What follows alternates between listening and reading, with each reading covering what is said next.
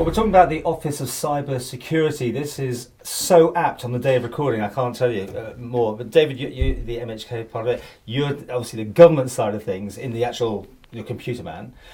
Let's talk about this. I mean, first of all, why was the need for this? Who wants to go with this one? This was obviously a Tynwald Act that decided you had to create this new sort of area. It was agreed within Cabinet Office. It's not a brand new department. It's using existing resource within the Government Technology Service. But in this day and age, as we're moving more into the digital environment, and let's be honest, things aren't going to go backwards. Technology is going to be more and more embedded in our lives. It was felt that it was important that cyber security had more of a prominence, particularly after the issues that the UK experienced with the NHS attack, and ensuring that we had a joined up approach between the private sector and government as well. So it's not just about cybersecurity and government, it's about educating the private sector and helping them as well. Okay.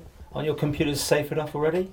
I think that we've got a very good story to tell with the technology, but I think what we're seeing an increasing threat globally, and the easiest way to get data out of any organisation isn't really through the technology. It's through people, it's through processes, it's by doing mystery shopping, it's by ringing up pretending to be somebody else, it's by tailgating through a building and finding documents on desks. So we're not just talking about IT here, we're talking about people, we're talking about processes. Have you had to add more staff though to do this? I mean, there's a cost involved. At the moment, existing resource within GTS is being used. And at present, I was catching that word. I mean, this is the future where more people will be required, won't they? Well, no, I mean, GTS does cybersecurity on a day-to-day basis, the Government Technology Service. Yeah. As far as I'm concerned, with this, it is doing what we already do, but doing it in a smarter way. At the moment, cybersecurity is done, obviously, as part of the day-to-day, and quite rightly so. But I don't think sometimes that gives the prominence to people that it deserves. People get used to it. People get used to it just happening in the background. For instance, one of the key things is getting messages out there when there's cyber risks. Let's use the NHS again as an example. Lots of companies outside of government agencies in the UK, how did they hear about it? They heard about it from the news. When did they actually hear about how it was being done? Via faults within Microsoft, a couple of days after that. There was big news about the NHS, but one of the things that didn't make the news at the same time was another company that was hit very hard was FedEx, who had a lot of their global computers hacked with the same thing, and it had a massive impact on their business. So as we move into a digital aisle and people want to communicate more and more in the digital arena, it is absolutely crucial that they have the confidence that they can do so and that their personal data is going to be safe. Can you stop this? I mean, that's the whole thing, isn't it? You're always cat and mousing with these people, and wherever they may be, Russia or China. You know, there's good practice that you can follow. And obviously in GTS we've got a very strong cyber security team there, very security aware, but actually is the rest of the island aware? Where's actually our weakest link? So what we're trying to do now, we're trying to change the dialogue. Rather than it being about GTS and about being technology, we're looking across the island, we're looking at businesses, we're looking at schools, we're looking at education, we're looking at awareness. And as Mr. Ashford just said, one of the things we need to look at is we need to see how do we respond to incidents as they're actually unfolding, and what scanning can we do to see what's on the horizon, and what warnings can we put out to businesses, what warnings can we put out to citizens on the island to be able to support them and help them.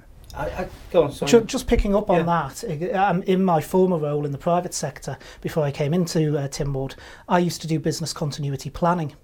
And one of the things there with the private sector businesses is obviously they're testing their resilience against various things that are done. Now, a lot of businesses in the private sector, they test for a building burning down, they test for flood, they test for key members of staff being off, they test even for things like an explosion or something similar to that. But one of the key tests, obviously, within business continuity planning is how do you respond to a cybersecurity attack? And in some businesses, not all, but in some businesses, that planning isn't in place. And as I say, when we're in a digital world, can you just imagine if there was a serious attack and people's systems were taken down, how would the business survive? Have we had one? Have we had a serious attempt of an attack that you're aware of? There are regularly attacks in terms of people trying to ransom.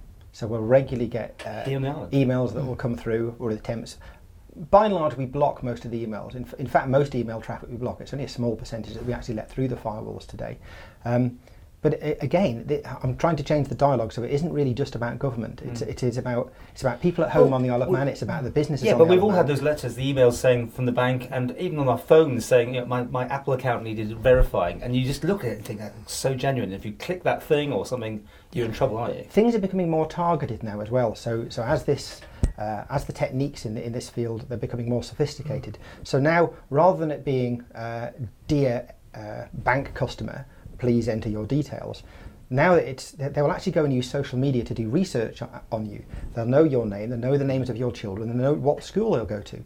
Your email that you get will be from the school, knowing that it's school sports day, knowing the name of your child. Click this link to understand why they've had to go to the hospital perhaps. So this is what we call spear phishing. They're very targeted, and it's making people much more aware of that as well. And as a small community, I'll be more susceptible almost, because it seems like the Channel Islands as well, also, you know, there's certain targeting going on, almost like it's a company that you should know because it is a local company, appearing to be like a local company. Is that, are we more susceptible because we're more relaxed here, you know, the old leave the doors open sort of? I think it's the fact we're operating obviously in a global environment, and sometimes when you're in a small jurisdiction you forget that the risks aren't just within your borders, they're outside of your borders. As you say, these days a lot of cyber attacks can come from China, Russia, you know, that 10 years ago you wouldn't think would be actually in place. Is this a charter for snooping in any way? No. Because Big Brother, it sounds like to some people that they can see who's on what and doing what. And rare to get a straight answer out of a politician, but it's a categoric no, Paul. And how do you substantiate that? How do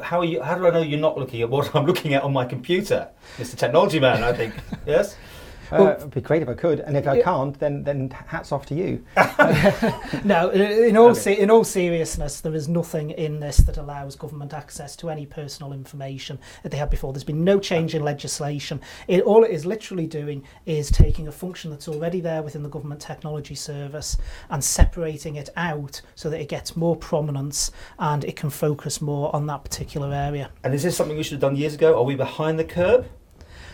I think in some ways we're ahead by doing this. I think if you look around other jurisdictions, and also if you look at the resilience the Isle of Man has had to cyber attacks, both within government and externally, as Richard's just said there, you know, what the problem with IT is people don't tend to see anything unless something goes wrong. They don't see what's going on behind the background when firewalls are constantly stopping people's attempts to get through into networks and to get data. That's never seen. What is seen by the general public is the big things like the NHS attacks that make the news. The success stories are never seen. The UK is talking about bringing this 555 number if someone gets some sort of vicious call, you know, which is again all part of this process of trying to get money out of you.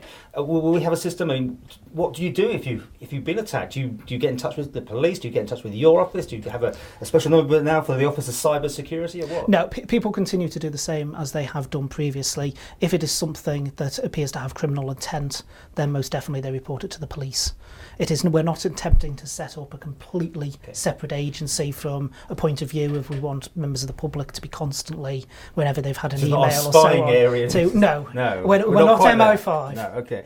And as I say, it's a cat and mouse situation all the time. You're always playing catch up, aren't you? So there's always going to be that new idea that's come ahead. Well, there is, and in fact, just as an example, just to put it in perspective, a lot of people are carrying things like this around. The processing power of this is more than they had for the Apollo mission to land. Even the phones had more than that. Exactly. And that's to put it into context, because we are all carrying it around, and you may think that things that are coming through onto your phone don't make you vulnerable. A lot of people focus again on computers, on desk-based systems, but there's iPads, there's phones.